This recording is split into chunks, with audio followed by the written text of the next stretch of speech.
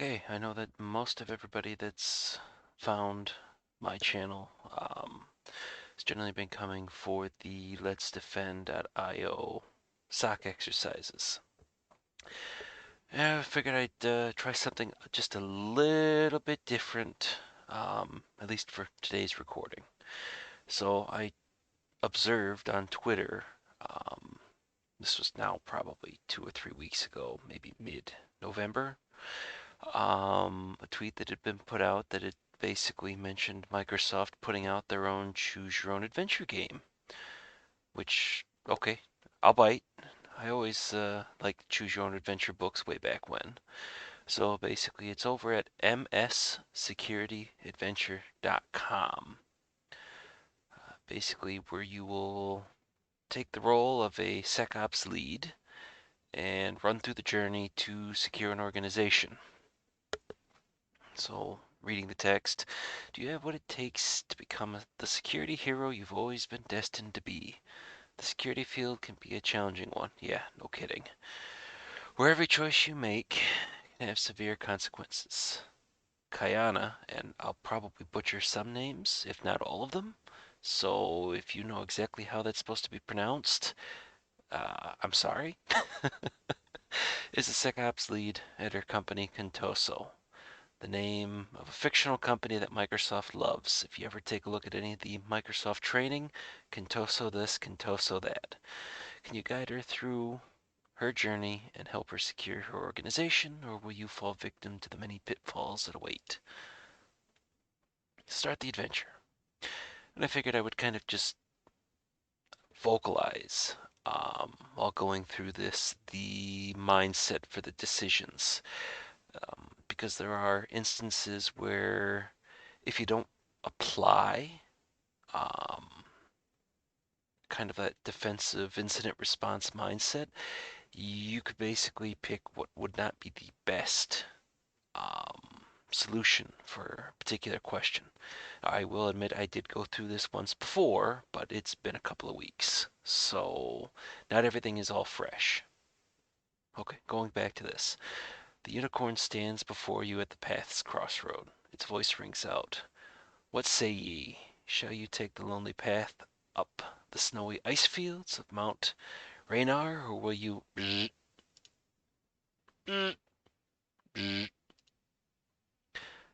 What a strange dream. Kayana's eyes slowly start to adjust as she realizes her phone is buzzing. She reaches for it. It's 4:57 a.m. Why is someone calling? Hello? Kayana asks. Yeah.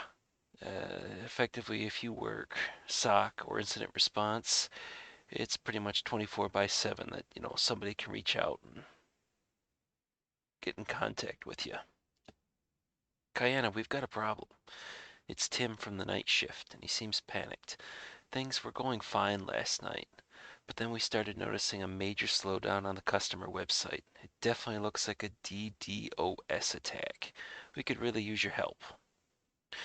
And for anybody who may not know some of these acronyms that we'll probably run across, DDoS is a distributed denial of service attack. So it's basically taking multiple devices, IPs, computers, anything that effectively could be infected, and basically having them just shoot garbage at a website, web service, IP address. Yeah, let me take a look. Kayana hangs up the phone and grabs her laptop. Opening up, opening up the computer, she takes a look to see what's going on. Uh-oh, Kayana mutters. Tim was right to be concerned. There shouldn't be this kind of activity on the network right now, but it looks like the server for the main customer website is maxing out.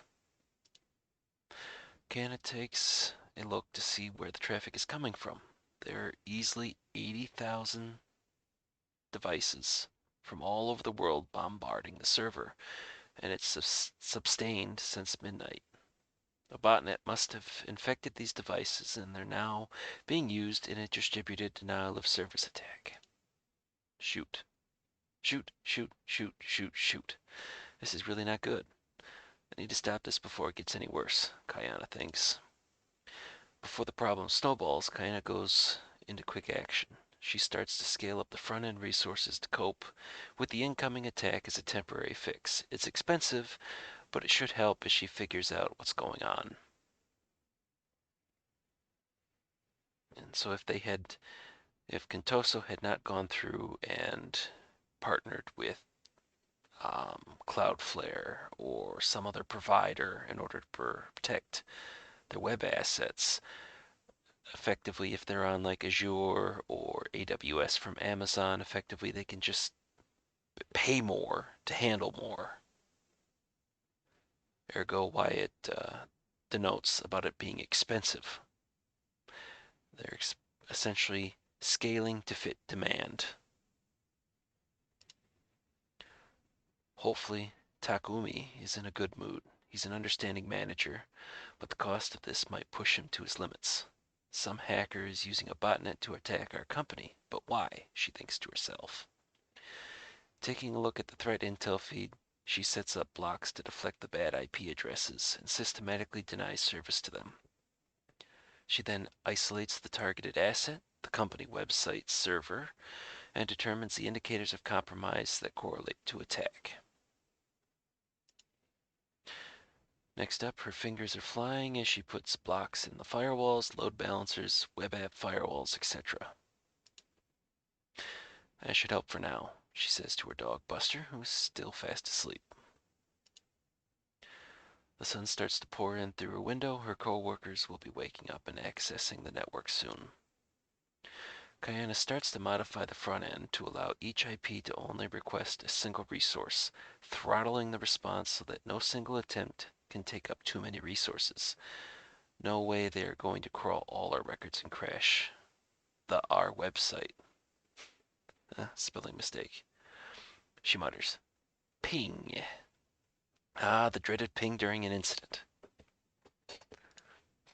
Kayana looks over at her third screen to see who the Microsoft Teams chat is from. Archie from marketing starts chatting with her. Archie, good morning.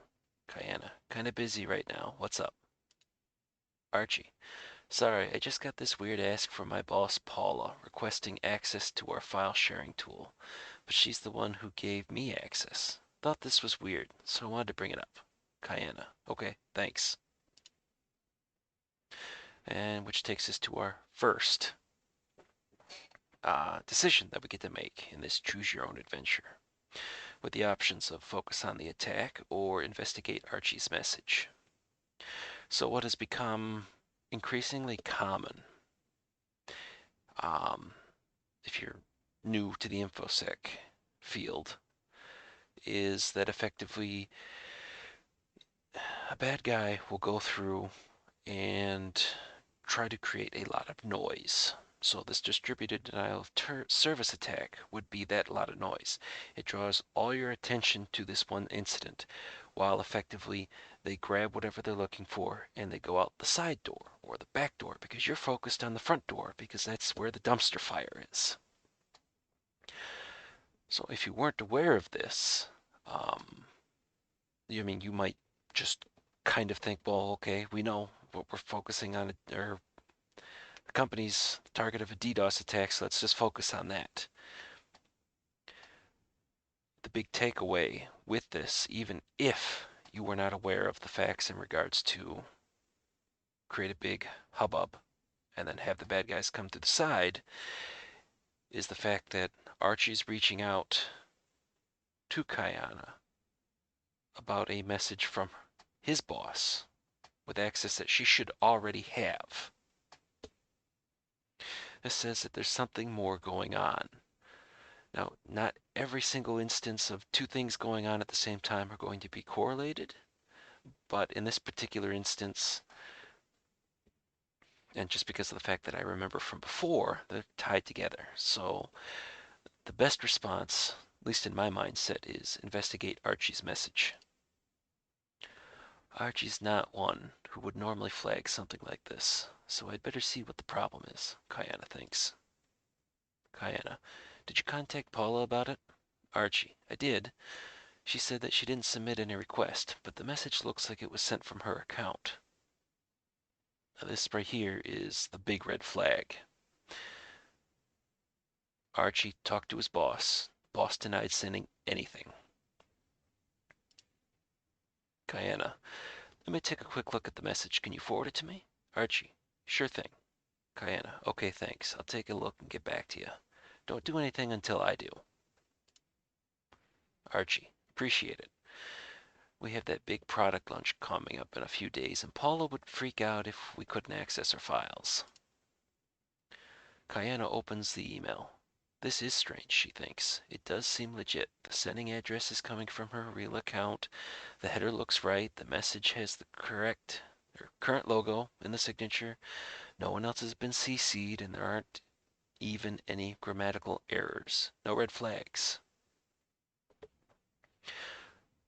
So given the fact that Archie talked to Paula, Paula denies having sent it, the fact that it is passing all the sniff tests in terms of the actual, so Paula's actual email address, the sending address or sending IP address in the header looks right.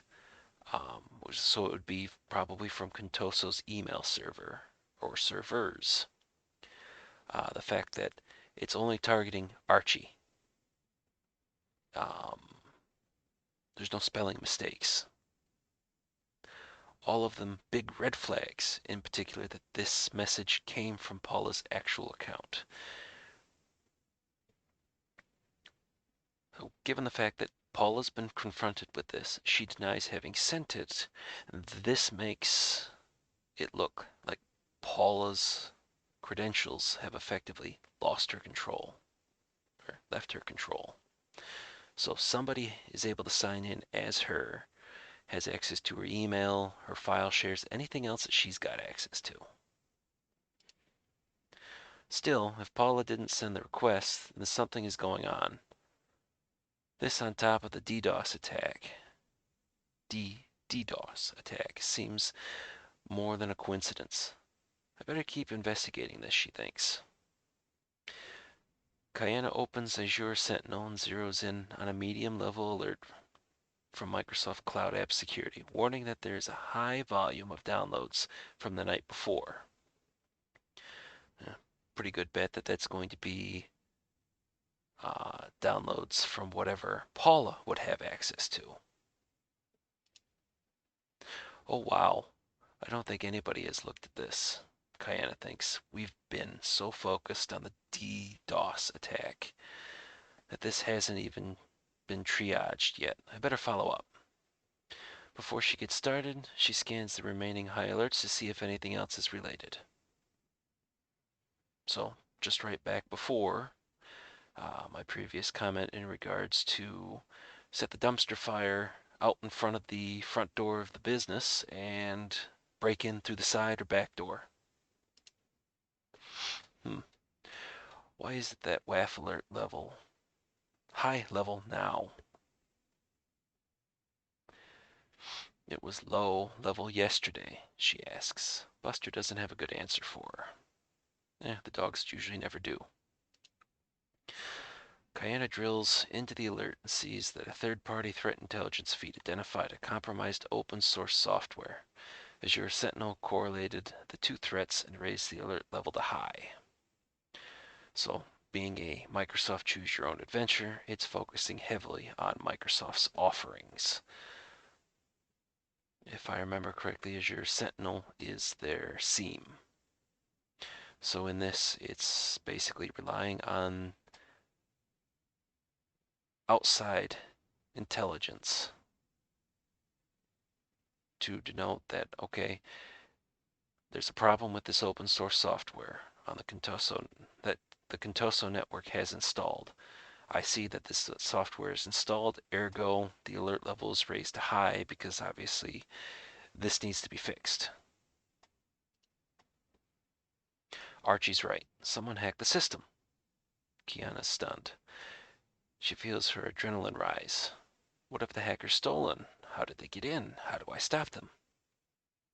Ah, yes.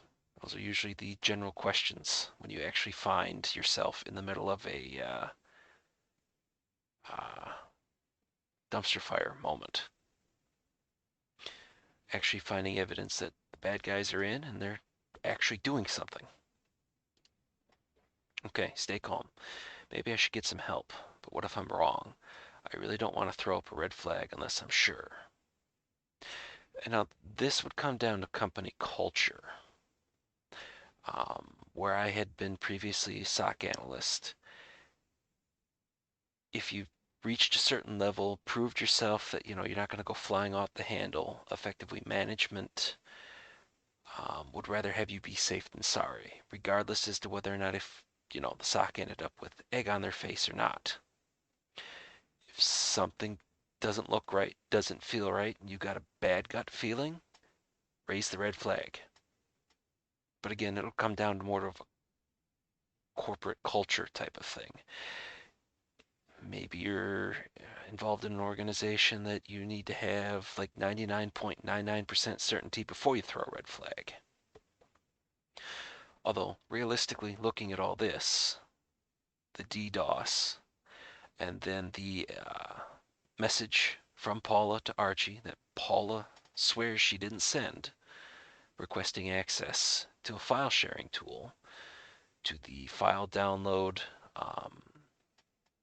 jump in traffic, to the high threat level from Sentinel. I'm pretty sure that would be enough to sit there and conjure together, if not 99.99999%, at least 99%.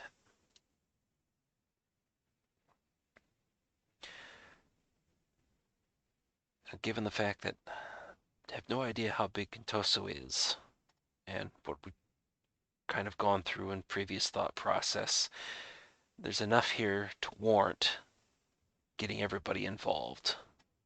An event like this, especially one that's a 1-2 punch in terms of the DDoS, and then coming in through the side for that open source software, it's big enough that you're not going to be able to handle it yourself. So if you've got a team, or if there are additional incident response procedures, that's where you're going to go. So we're going to alert the colleagues. I'm really glad we deployed this new incident management system, Kiana thinks. The workflows are going to save me a ton of time reaching out to the team. I just need to let them know that I'm going to go with my gut and keep investigating what's going on. If and when you gain enough experience, you'll learn to listen to your gut. As non-logical as that sounds, you will have seen enough to kind of subconsciously know, what looks normal, what looks odd, what looks really weird. It gets better as you go through, unless of course you have just natural talent. Then by all means, if your gut knows better than your brain, follow the gut. Guyana submits the ticket using Contoso's incident management system, and the automated workflows trigger notifications to the right people on her team. Within a few minutes, she's pinged on Teams by Milana, Contoso's IT admin, and Kiana's work BFF. Milana. Hey Kiana, I just picked up the ticket you submitted. This looks bad. How can I help? Kiana. I'm wondering if the DDoS was a smokescreen. It's been all hands on deck and nobody noticed these alerts. It's a good thing Archie pinged me. Did you see the email I attached? Milana. Yeah, I reviewed it. Looks legit, but there must be something going on if Paula didn't make the access request. I am worried about that Microsoft Cloud App Security download alert. Do you know what data was downloaded? Kiana. Not yet. Can you help me investigate the alert? I haven't used Cloud App Security. Milana. It's the new CASB solution that came with Microsoft 365. We're only halfway through our deployment, so it's not fully implemented yet. But it's pretty simple. I'll take a look and get back to you. And now, let's see. CASB is not something. Oh, okay. Cloud Access Security Broker. CASB. Cloud-hosted software, on-premise software, hardware that acts as an intermediary between users and cloud service providers. So effectively a choke point. Or if everything was on-prem, you'd think of it kind of like a jump server, where you would sign in and anything you did was recorded. Kiana, you're the best. Milana, I'm on it. I'll let you know what I find. If anyone can figure this out, it's Milana. Kiana, thanks. I'm so glad I brought her in. Kiana takes a sip of her coffee and makes a face. It's cold. She's been so focused she forgot to drink it. Yeah, that'll happen more often than not when you're in the middle of an IR engagement. It'll be piping hot when you start, and it'll only seem like it's been 5 minutes. Next thing you know, everything's cold. Kiana, Buster, it's going to be one of those today. One of those days. Buster yawns in agreement. Milana puts her headphones on to block the sound of her husband on the call in the other room. Plus, music helps her concentrate. She signs into Cloud App Security and digs into the alerts that Kiana was concerned about. Milana sees that Paula has downloaded 3 terabytes of data in the last 2 days from her account in the company's cloud storage solution. She reviews Paula's activity and sees that she never copies that much data. This definitely looks suspicious, Milana thinks. Yeah, usually you'd only see a situation like that is whether or not if you're pulling the data down in order to dump it um, legitimately into some other online cloud service as redundancy or to have it on premise to be backed up, tape, something else. Realistically, if it's not data exfil like it is here, usually data transfer like that would be indicative that Paul is about ready to step out the door. She's taking customer or company data with her to whatever her next workplace is going to be. Those type of investigations get weird. Especially it all depends on corporate policy.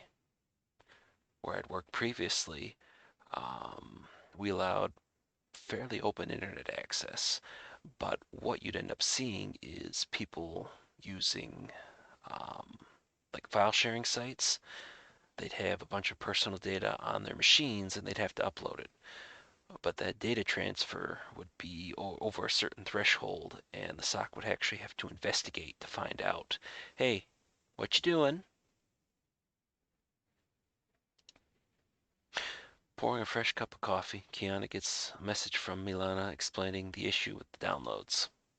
Milana, so there are definitely suspicious data transfers from Paula's file share. I can block access right from Cloud App Security. Do you want me to do it?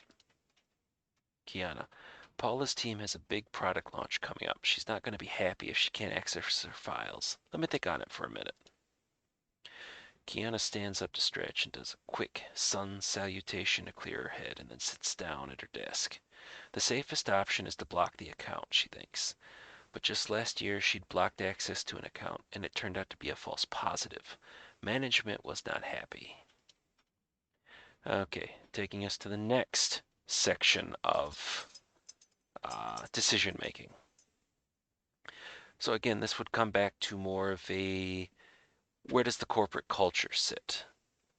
Granted, in this particular situation, the person making the decision already screwed up once. But the whole problem stems from the fact that there's more than enough evidence to reach that 99.9999% certainty that this is bad. This is really bad. So we'll go with block access immediately. More than likely, this is going to lead to repercussions of Paula probably yelling and screaming at the SOC, probably elevating it to get anybody else that's higher than her involved, depending on the corporate culture. Um, Hopefully, everything's lined up that the SOC's pretty much given complete management backing so that effectively SOC management can effectively shut down Paula's escalation. It's not always going to prove the case that they're going to start screaming and yelling and going to the higher ups. But more often than not, that seems to be how it plays out. So we'll block access immediately. Kiana decides to follow protocol. Even if it inconveniences leadership, blocking the third-party storage is the right thing to do. Minutes matter in a situation like this. She notifies Mila. I think I'll probably run through a couple of different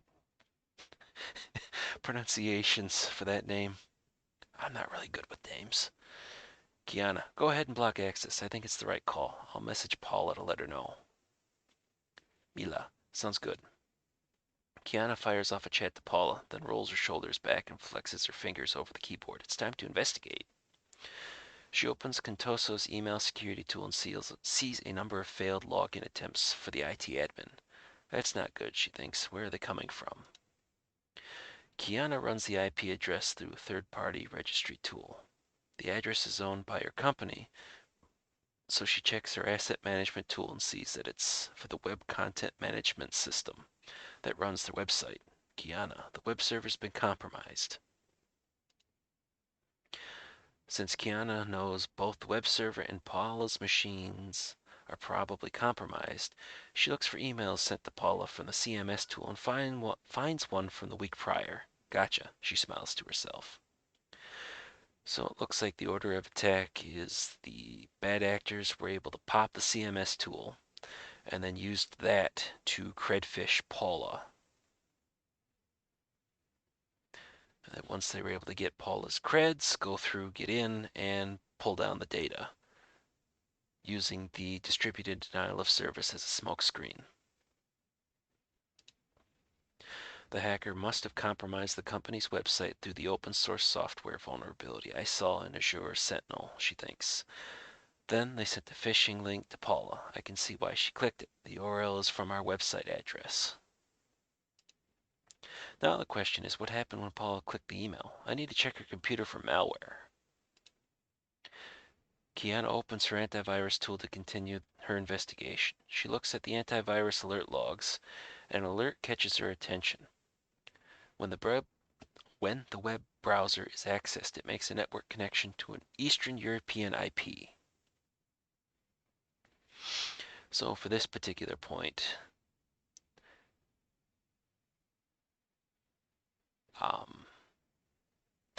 if Contoso doesn't have any sort of infrastructure that would correlate to an Eastern European IP,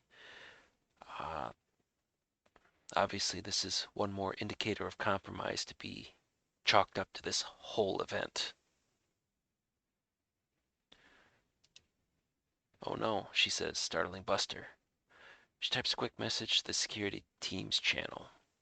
Kiana, the hacker is command and control back channel into the network, isolating Paula's machine ASAP.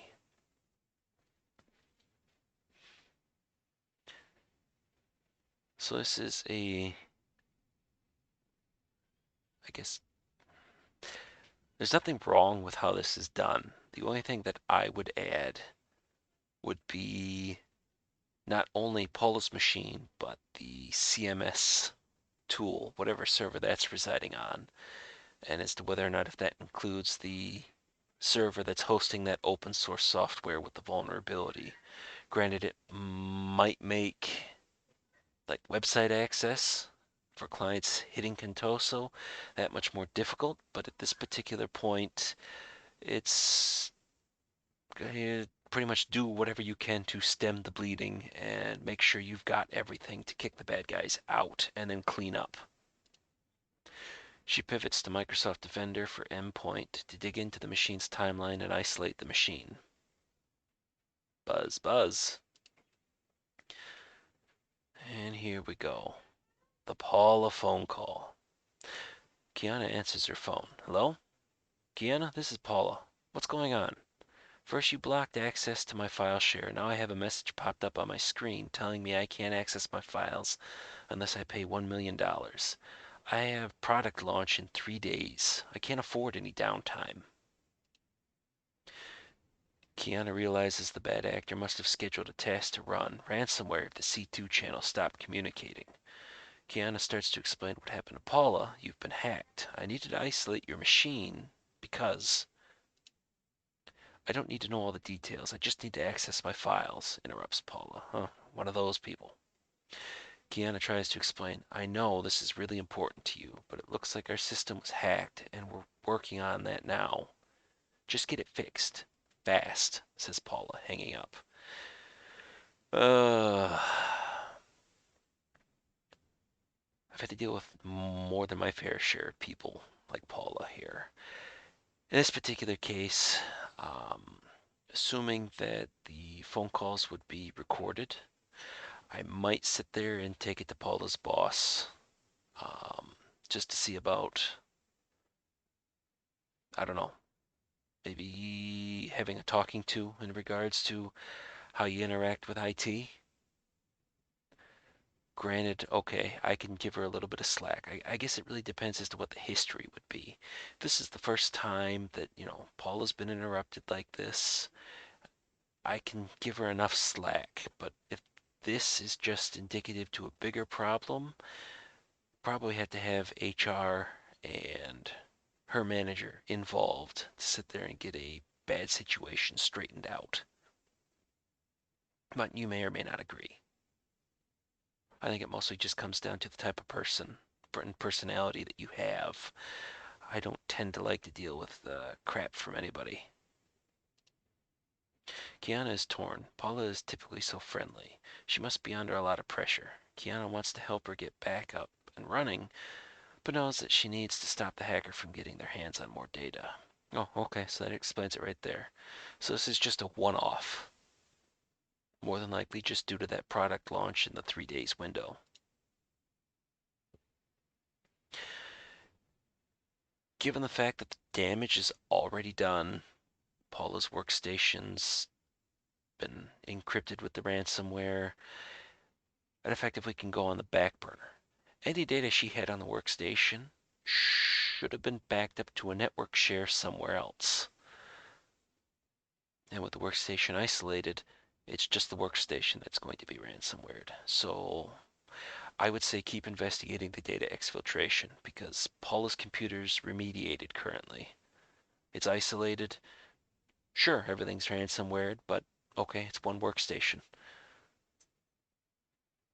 Go through, take it from her, wire, nuke and pave, get a fresh company image on it, and then restore the data from backups. Hopefully Contoso has backups.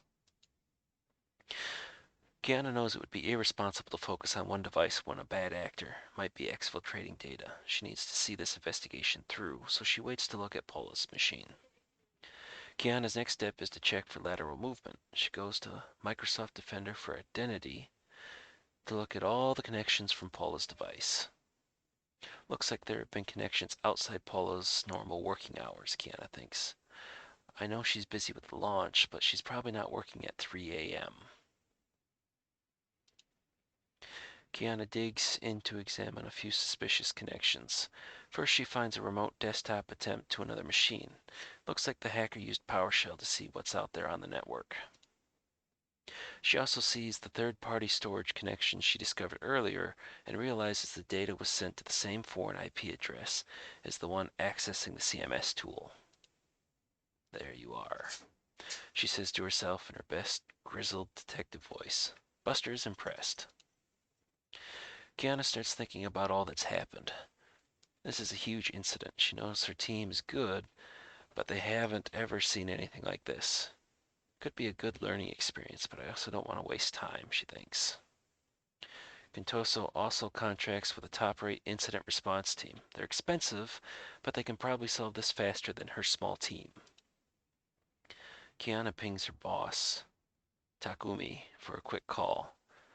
When he calls her through Teams, she explains the situation to him. Takumi takes it all in before speaking. You're right, we probably need to bring in the outside IR team. My budget is tight, though. If we bring them in, I'll have to wait until next year to get the ergonomic office furniture I promised your team. Kiana stretches her wrist, which has gotten sore from using a mouse for hours straight. A standing desk would help with her carpal tunnel syndrome. I'll leave it to you. If you think outside help is needed, go ahead. Takumi ends the call. Maybe I should see if the team can remediate this before we spend so much money, Kiana thinks. Which brings us to our, I believe, second to last decision to make. So they've already got the contract with the external IR team. It's going to be costly, but this comes down to weighing everything. Realistically, it's a small team. The budget's there. Bring in the specialists. I mean, okay, you don't get ergonomic furniture for another year. Well, effectively, if the data loss and hack to the company is bad enough, there might be a lot of extra downsizing due to reputation damage, overall losses, and who knows what's going to happen with that 3 terabytes of data that's already been snuck out the network. So we're going to go bring in the external IR team. The breach is a big deal. They need to get it done right, so Kiana calls the IR team. She reaches Johannes, the team lead, and explains the situation. We're on it, he says. Let me get the team together and we'll get to work.